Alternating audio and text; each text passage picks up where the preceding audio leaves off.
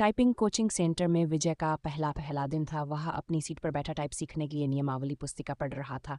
तभी उसकी निगाह अपने के बेटे की तरफ गई।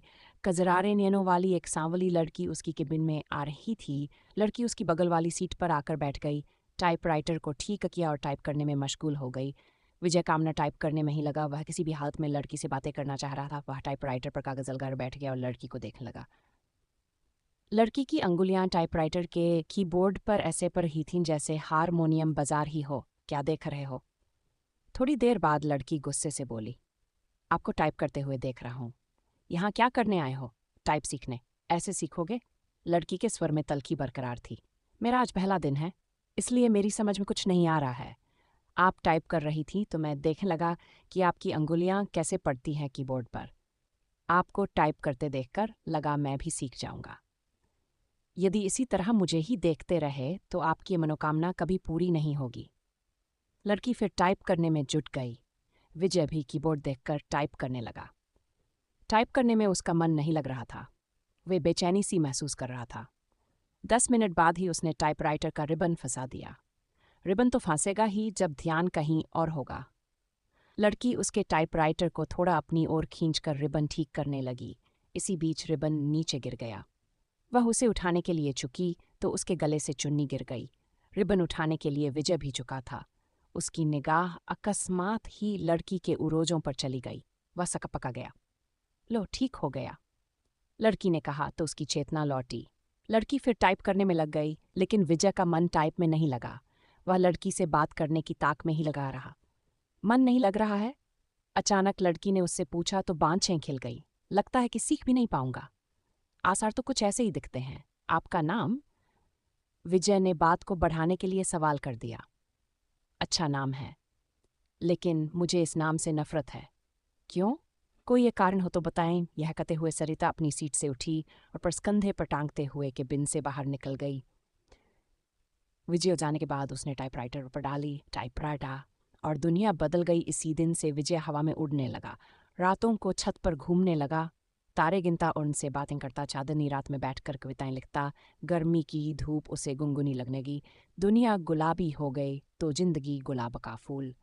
आंखों से नींद गायब हो गई। वह ख्यालों ही ख्यालों में पैदल ही कई कई किलोमीटर घूमाता। अपनी इस स्थिति के बारे में उसने अपने एक दोस्त को बताया तो उसने कहा, गुरु, तुम्हें प्यार हो गया है। दोस्त की बात सुनकर उसे अच्छा लगा। अगले दिन विजय ने सरिता से कहा कि आप पर एक कविता लिखी है, चाहता हूं कि आप इसे पढ़ें। यह भी खूब रही, जान न पहचान। तू मेरा मेहमान। कितना जानते हैं आप मुझे? जो भी जानता हूं उसी आधार पर लिखा हूं। सरिता उसकी लिखी कविता पढ़ने लगी। सरिता, कल कल करके बहने वाली जलधारा लोगों की प्यास बुझाती, किसानों के खेतों को सींचती राह में आती है। बहुत बाधा फिर भी मिलती है। सागर से उसके प्रेम में सागर साहिल पर पटकता है। सिर उनके प्रेम की प्रगाढ़ता का प्रमाण पूर्णमासी की रात में उठने वाला ज्वार भाटा सरिता है। तो सागर है, सरिता के बिना रेगिस्तान हो जाएगा। सागर सागर के प्रेम में सरिता लांघती है पहाड़, पठार और मानव निर्मित बाधाओं को। कविता के नीचे उसने विजय की जगह सागर लिखा था। सरिता ने उसे देखा और कागज विजय की तरफ बढ़ा दिया। विजय ने कहा कि मैं चाहता हूं कि आप इसे टाइप कर दें। इसे छपने के लिए भेजना है। सरिता कुछ नहीं बोली, कागज को सामने रखकर टाइप करने लगी। विजय उसे देखता रहा। इस बात का आभास सरिता को भी था कि विजय उसे ही देख रहा है, लेकिन उसने कोई विरोध करने के बजाय पूछा कि आप कवि हैं? अब बनने की कोशिश कर रहा हूं। कवि भगोड़े होते हैं। सरिता ने उसकी ओर देखते हुए कहा। उसकी इस टिप्पणी से विजय सकपका गया। कवि अपने सुख के लिए कविता रचता है। रचते समय वह कविता के बारे में सोचता है। उसके बाद वह कविता को उसके हाल पर छोड़ देता है। कविता जब संकट में होती है तो कवि कविता के पक्ष में खड़ा नहीं होता। ये आप कैसे कह सकती हैं? मैं समझती हूं कि आदमी की जिंदगी भी एक कविता है। मेरी जिंदगी एक कविता है। मेरी जिंदगी मुझे अच्छी नहीं लगती, इसलिए कविता भी मुझे अच्छी नहीं लगती। अरे वाह, आप तो कवि हैं। अभी आपने जो कहा वह तो कविता है। कविता नहीं, कविता का प्रलाप है, उसकी वेदना, जो उस कवि के कारण उपजी है जिसने मेरी जिंदगी की रचना की। इतना कहकर सरिता कैबिन से बाहर चली गई। कैसी है यह? विजय ने सरिता के टाइपराइटर को देखा। लगा जैसे टाइपराइटर किसी शोक गीत की रचना में मशगूल है। प्यार की खुशबू आज उन्होंने बातें धिक्की। उनके वार्तालाप को देखकर टाइपिंग इंस्टीट्यूट चलाने वाली ने उनके पास आकर कि आज कल तो तुम काफ़ी हो सरिता। बदले में सरिता केवल मुस्कराया। तो क्या मेरे प्यार की गंध इसे भी लगई? अगले दिन सरिता जब इंस्टीट्यूट आई तो काफ़ी सजी, नया गुलाबी सूट पहने थी, बालों का स्टाइल बदला हो था। विजय को सरिता का हबला रूप अच्छा, वह अपनी भावनाओं को दबा नहीं पाया। बोला, काफ़ी सुंदर लग रही हो। जवाब में जब सरिता ने मुस्कराते हुए थैंक यू का फूल जब उसकी तरफ फेंका तो उसकी इच्छा हुई कि वह खड़ा होकर नाचने लगे और जोर जोर से चिल्लाए कि उसे प्यार हो गया है। ग्रह नक्षत्रों की चाल आदमी जब निराश होता है या फिर लक्ष्य के प्रति उसकी स्थितियां साफ नहीं होती हैं तो वह धर्म और ज्योतिषी की शरण में चला जाता है। विजय की भी हालत कुछ ऐसी ही थी। वह सरिता को चाहने लगा था, लेकिन सरिता भी उसे चाहती है ये स्पष्ट नहीं था। वह अपनी बेरोजगारी से भी परेशान था। घर वाले शादी के लिए अलग से दबाव डाल रहे थे, लिहाजा एक दिन वह ज्योतिषी के पास चला गया। नौकरी पाने के लिए वह ज्योतिषी से नुस्खे पूछता रहता है। उसने सोचा कि प्रेम पाने के लिए भी ग्रह नक्षत्रों की चाल जान ली जाए। नौकरी के लिए तो ज्योतिषी कभी कहता है कि आपकी कुंडली में कालसर्प दोष है, जो आपके शुभ कार्यों में बाधक है। इसकी शांति के लिए घर में मोर पंख रखें और प्रतिदिन उसे 2-3 बार अपने शरीर पर घुमाएं। सोमवार के दिन चांदी से बना सर्प का जोड़ा शिवलिंग पर श्री गणेश जी की उपासना करें। धैर्यपूर्वक ऐसा करने पर ही रोजगार प्राप्ति की संभावना बनेगी। विजय ने अभी तक उसके बताए हर नुस्खे को आजमाया, लेकिन आज तक कोई संभावना नहीं बनी। शिकायत करने पर वाह कह देता है कि आप पर भाग्येश शुक्र की महादशा चल रही है। शुक्र के बलवर्धन के लिए शुक्रवार के दिन 5.5 रत्ती का उपल चांदी में जड़वाकर दाहिनी मध्यमा में धारण करें। पंडित जी, मेरी कुंडली में प्रेम है कि नहीं? है ना, बहुत है। कुंडली पर सरसरी नजर डालते हुए ज्योतिषी ने कहा, प्रेम विवाह का योग है, लेकिन कुछ बाधाएं हैं। प्रेम विवाह में क्या लफड़ा है? आप पर शुक्र की महादशा चल रही है, जो अशुभ फलप्रद है। गोचर में भी आपकी राशि पर शनि की 7.5 चल रही है। शनि शांति के लिए प्रत्येक शनिवार कुत्तों को सरसों के तेल से बना मीठा पराठा खिलाएं। ग्रह शांति के उपरांत ही प्रेम में सफलता की संभावना बन सकती है। सब दिनों से आप एक नौकरी के लिए मुझसे क्या क्या नहीं करवाते रहे। मिली नौकरी? साला चपरासी भी कोई रखने को तैयार नहीं। भन्नाया हुआ विजय ज्योतिषी के कमरे से निकल गया। घर पहुंचते ही मम्मी कहने लगी, तुम्हारे पिता ने लड़की पसंद कर ली है। उनके दोस्त की बेटी है, बीए करके नौकरी कर रही है। तो मैं क्या करूं? शादी कर लो। बिना नौकरी मिले ये नहीं हो पाएगा, फिर तो पूरी जिंदगी कुंवारे ही रह जाओगे। बीवी की कमाई खाने से तो कुंवारा रहना ही अच्छा है। कहते हुए विजय अपने कमरे में चला गया। जिंदगी आसान नहीं। 1 सप्ताह तक सरिता टाइपिंग स्कूल नहीं आई। विजय रोज आता रहा और निराश होकर वापस घर जाता रहा। 8वें दिन सरिता के आते ही वह पूछा बैठा कि 1 सप्ताह आई नहीं, जिंदगी में बहुत दिक्कतें हैं। कहते हुए सरिता अपनी सीट पर बैठ गई। क्या हो गया? मेरी बहन जो बीए कर रही है किसी लड़के के साथ चली गई। दोनों बिना शादी के ही एक साथ रह रहे हैं। ऐसा क्यों किया? उसका कहना है कि यदि वह ऐसा न करती तो उसकी शादी ही नहीं हो पाती। मतलब हमारे घर के आर्थिक हालात। इतना कहकर सरिता चुप हो गई। मुझे नहीं लगता कि आपकी बहन ने गलत किया है। आज की युवा पीढ़ी विद्रोही हो गई है। वह परंपराओं को तोड़कर नई नैतिकता गढ़ रही है। समय के साथ सब ठीक हो जाएगा। पर माँ तो नहीं समझती। हाँ, उनके लिए समझना थोड़ा मुश्किल है, लेकिन आजकल सब चलता है। हमारा समाज बदल रहा है। बिना शादी के एक साथ रहना पश्चिमी परंपरा है, लेकिन अब ऐसा हमारे यहाँ भी होने लगा है। हाँ, बैठकर सपनों के राजकुमार का इंतजार करने से तो बेहतर ही है ना कि जो हाथ थाम ले उसके साथ चल दिया जाए। चाहे 4 दिन ही सही, जिंदगी में बहार तो आ जाएगी। विजय को लगा कि कह दे कि फिर तुम मेरे साथ क्यों नहीं चलती। हम शादी कर लेते हैं, पर वह कह नहीं पाया। जानते हो, मेरी एक बहन 12वीं में पढ़ रही है। उसका भी एक लड़के से प्रेम चल रहा है। वे दोनों एक दूसरे से शादी करने को तैयार हैं। अगले साल बालिग होते ही शादी कर लेंगे। विजय के मन में आया कि हदे की अच्छा ही है। वह अपने आप वरखोज ले तो तुम्हें परेशानी नहीं होगी। वैसे भी 5,000 रुपये की नौकरी में तुम कौन सा राजकुमार उन्हें दे दोगी। अच्छा है कि वह अपने अपने प्रेमियों के साथ भाग जाएं।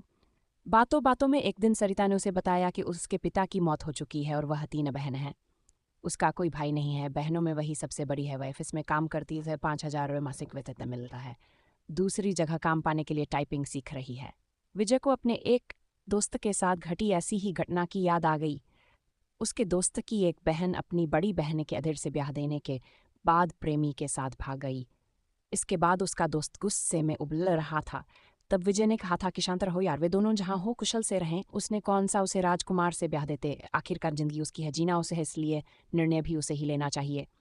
दोस्त के बड़े भाई ने भी विजय की बात का समर्थन किया था, लेकिन थोड़ा दार्शनिक अंदाज में कहा था कि होनी को यही मंजूर था। मैं भी सोचती हूँ कि एक बहन ने जो किया ठीक ही है, दूसरी जो करेगी वह भी अच्छा ही है। जीवन यदि संघर्ष है तो करो। प्रेमी से पति बना व्यक्ति भी धोखा दे सकता है, जीवन नर्क बन सकता है, और माता पिता का खोजा राजकुमार भी यही करता है। लेकिन मां नहीं मानती, सोचती बहुत हैं और तबीयत खराब कर लेती हैं। पुराने जमाने की हैं। हद तो यह हो गई कि मुझसे कहने लगी हैं कि तू भी किसी के साथ भाग जा। मैंने इस हाल में छोड़कर किसके साथ? रो पड़ी सरिता। विजय की समझ में नहीं आया कि वह क्या कहे और क्या करे। स्थिति को सरिता समझ गई तो खुद पर काबू किया और फिर से टाइप करने लगी। 10 मिनट बाद सरिता उठी और बिना बोले ही चली गई। विजय की इच्छा हुई कि वह उसके पीछे पीछे चला जाए, लेकिन वह बैठा रहा और उसे जाते देखता रहा। मूसलाधार बारिश में बिजली का गिरना, आसमान में काले बादल घिराए थे।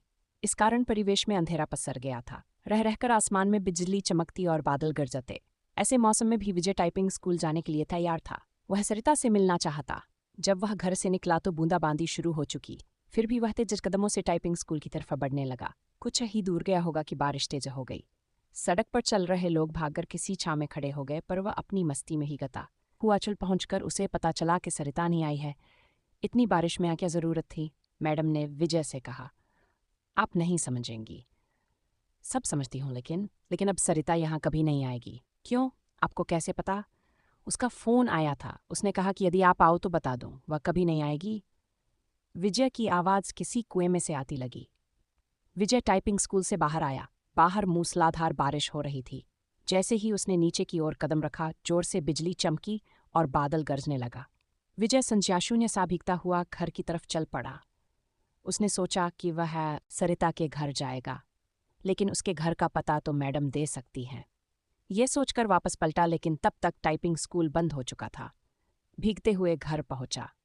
तब तक उसका शरीर बुखार से तपने लगा। लगभग 15 दिन वह चारपाई पर पड़ा रहा। जब कुछ ठीक हुआ तो 20वें दिन टाइपिंग स्कूल पहुंचा। मैडम नहीं मिली। यह सिलसिला 15 दिनों तक चला। 16वें दिन उसे मैडम मिली। उसे देखते ही बोल पड़ी कि काफ़ी कमज़ोर हो गए हो। उस दिन बारिश में भीगा तो बीमार हो गया। विजय ने मैडम से सरिता के घर का पता मांगा तो उसने एक कागज पर लिखा और विजय को थमा दिया। मैडम को धन्यवाद बोलकर विजय चल पड़ा। वह आज ही सरिता से मिलना चाहता था। जब वह मैडम के दिए पते पर पहुंचा तो वहां ताला लगा था। पड़ोसियों से पूछने पर पता चला कि सरिता यहीं रहती थी, लेकिन अब मकान बेचकर चली गई है। कई लोगों से पूछने के बाद भी विजय को उसका नया पता नहीं मिला। निराश होकर वह घर लौट आया। सरिता के इस व्यवहार से उसे काफी धक्का लगा। उसे कुछ समझ नहीं आ रहा था कि सरिता ने ऐसा क्यों किया। वह सरिता की याद में कविताएं लिखने लगा। एक दिन उसने एक सपना देखा और उसके भावों को कविता के रूप में कागज पर लिखा। सरिता जो निकली अपने उद्गम स्थल से, सागर की चाह में चली द्रुत गति से सामने आ गया। पहाड़ टकराने के बदल लिया अपना मार्ग। मार्ग था लंबा, पहाड़ों की श्रृंखला थी पठार और पथरीली जमीन भी। आदमी भी खड़ा था फावड़ डालिए बांध बनाने को, तपर सिंचने के लिए चाहिए उसे पानी पीने के लिए भी बिजली भी तो चाहिए, घर रोशन करने के लिए, कारखाने चलाने के लिए, कारखानों के कचरे को बहाने के लिए। पीछे ही नदी प्रकृति से लड़ते नहीं थी कि वह बहती रही अविरल, दिल में सागर से मिलने की चाह लिए।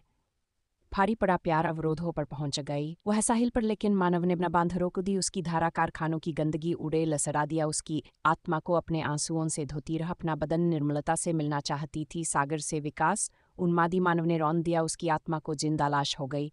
वह उसके लिए तड़पता है। सागर साहिल पर पटकता है। अपने सिर को उसने तो दम तो दिया। मानव के विकास में सागर भेजता है बादलों को उसे पुनर्जीवित करने के लिए। वह जानता है बेवफा नहीं है, वह सच्चा है, उसका प्यार कैद है। वह मानव के विकास में बरसते हैं बादल, उफनती हैं दीमानों को दे इखाती है अपना विकराल रूप। मिलते ही प्यार की ताकत बहा कर देना चाहती है। वह मानव सृष्टि को बदला लेना उसकी प्रकृति नहीं भागती है। तिजकती से सागर की ओर बाहें फैलाए स्वागत करता है। सागर बताना चाहती है अपने कष्टों को वह, लेकिन कुछ भी नहीं जानना चाहता। सागर जानता है वह मानव स्वभाव को, उसका भी तो पाला पड़ा है। स्वार्थी प्राणी से विजय की इस कविता को पत्रिका में छपे 1 माह से अधिक हो गया है, लेकिन उसके पास इस बार भी अब तक सरिता का कोई पत्र या फोन नहीं आया है। उसे उम्मीद है कि एक न एक दिन सरिता उससे संपर्क जरूर करेगी। जब से वह कविता प्रकाशित हुई है तब से वह फोन की प्रत्येक घंटी पर चौंक जाता है। यही नहीं, हर रोज पोस्टमैन का बेसब्री से इंतजार करता है, और जब उसके आने का समय खत्म हो जाता है तो वह उदासी के समुद्र में डूब जाता है। दोस्तों, मेरी वीडियो स्टोरी आपको कैसी लगी ये कमेंट सेक्शन में ज़रूर बताना। मैं आपके लिए अच्छी अच्छी स्टोरी लेकर आऊँगी।